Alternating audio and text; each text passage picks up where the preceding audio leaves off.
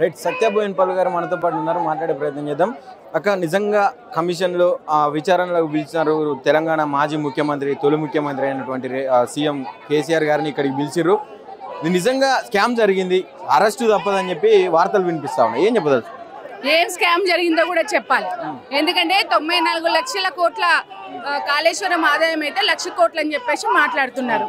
మరి 1,00,000 కోట్లు అసలు బడ్జెటే లేనప్పుడు, కేటాయింపులే లేనప్పుడు అవినీతి ఎక్కడ జరుగుతుంది? అదేవిధంగా బరాబర్ సెంట్రల్ గవర్నమెంట్ CWC పర్మిషన్ ప్రకారమే కాళేశ్వరం కట్టడం జరిగింది. ఇంజనీర్ల ప్లాన్ ప్రకారమే కాళేశ్వరం కట్టడం జరిగింది. ప్రతి ఒక్క పర్మిషన్ తోనే. ఇంకా వాస్తవంగా డీప్ గా వెళ్తే ప్రాణహిత చేవెళ్లను 7 సంవత్సరాలు కట్టకుండా, దానికి పర్మిషన్ లేకుండా ఆ రోజు కాంగ్రెస్ ప్రభుత్వం ఇచ్చినటువంటి ఏదైతే కేటాయింపులు ఉన్నాయో అందులో అవినీతి జరిగింది. ఆ విషయాలు ఇప్పుడు బయటకు వస్తాయి. వీళ్ళు అంటున్నారు కేసీఆర్ గారు కాళేశ్వరంలో ఏమంటారు అవినీతి జరిగిందని చెప్పేసి మాట్లాడుతున్నారు. ఇప్పుడు కేసీఆర్ గారు చెప్తున్నటువంటి అంశాలు ఏవైతే ఉన్నాయో 2007లో ప్రణీత చేవెళ్ళకి శంకుస్థాపన జరిగితే 2014 వరకు కూడా దానికి సంబంధించినటువంటి నిర్మాణం జరగలేదు. హెడ్ వర్క్స్ అన్ని కూడా వదిలేసి కాలువ పనులు చేసినటువంటి పరిస్థితి. అనేక సార్లు దానికి బడ్జెట్ ని కేటాయించారు.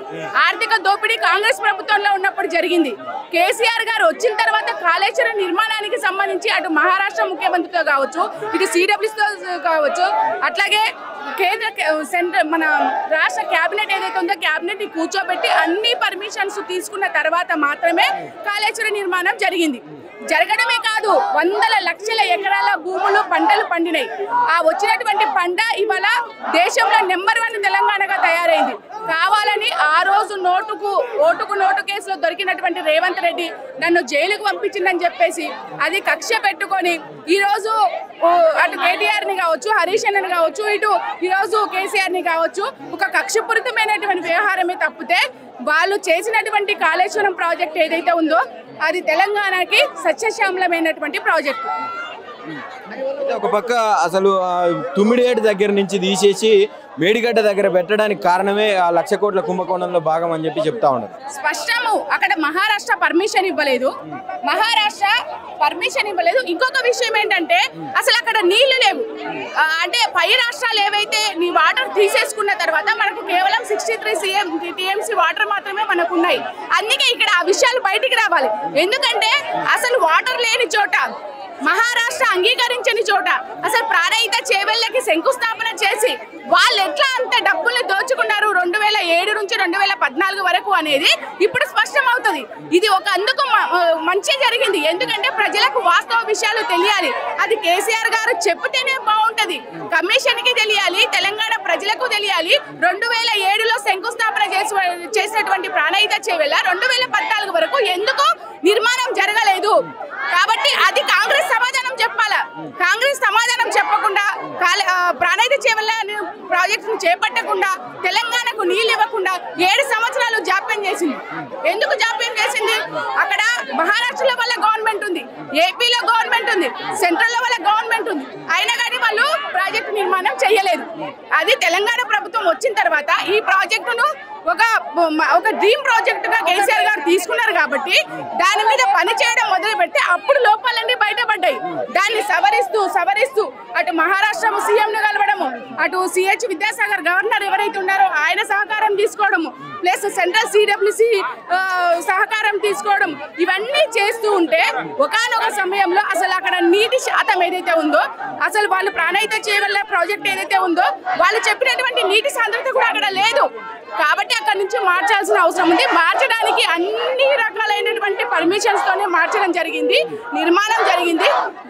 తెలంగాణ ప్రజలు ఆ నీటితోటి చాలా లక్షల ఎకరాలు పంటలు పండించుకునేది స్పష్టం. అంటే ఒక పక్క బనకచెర్ల ప్రాజెక్టు తోటి తెలంగాణకు తీవ్ర అన్యాయం జరుగుతుందని చెప్పి మేధావి వర్గం అంతా మాట్లాడుతూ ఉన్నది.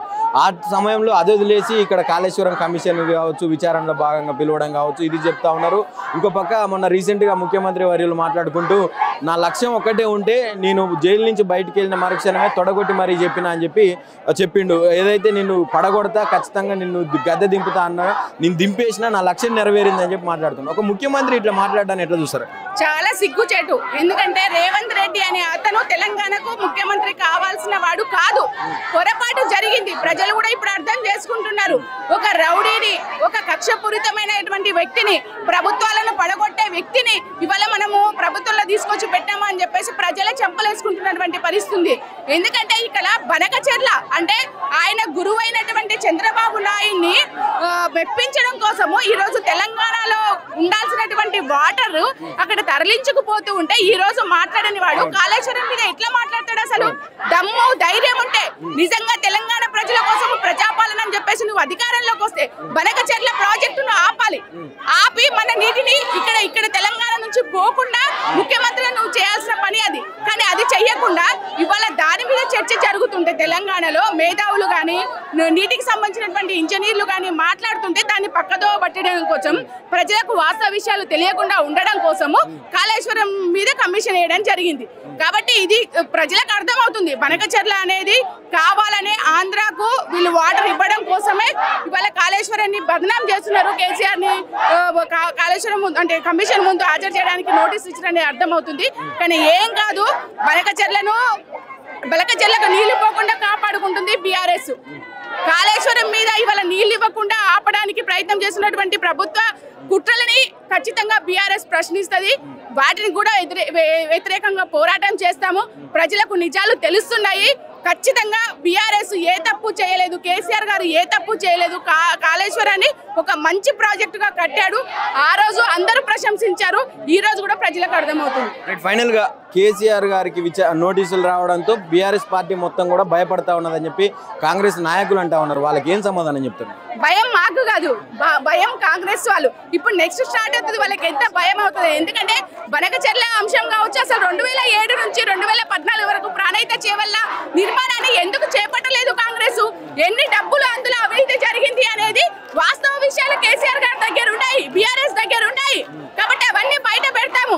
ప్లస్ కాళేశ్వరం కట్టిన తర్వాత ఎన్ని లక్షల ఎకరాలు పారిందనేది కూడా బీఆర్ఎస్ కు తెలుసు, ప్లస్ కాంగ్రెస్ కు కూడా తెలుసు. రీసెంట్ గా వాళ్ళు గవర్నమెంట్ ఏర్పాటు అయిన తర్వాత ఒక నివేదికను సెంట్రల్ గవర్నమెంట్ కి ఇచ్చేటప్పుడు కూడా కాళేశ్వరం మీద ఎన్ని ఎకరాలు పారిందని చెప్పేసి కూడా రాసుకోవడం జరిగింది.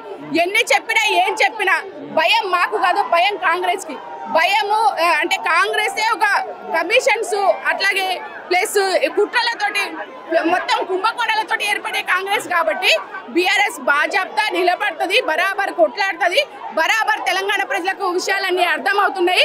భయం వాళ్ళకే స్టార్ట్ అవుతుందని చెప్పేసి చెప్పదలుచుకున్నాం.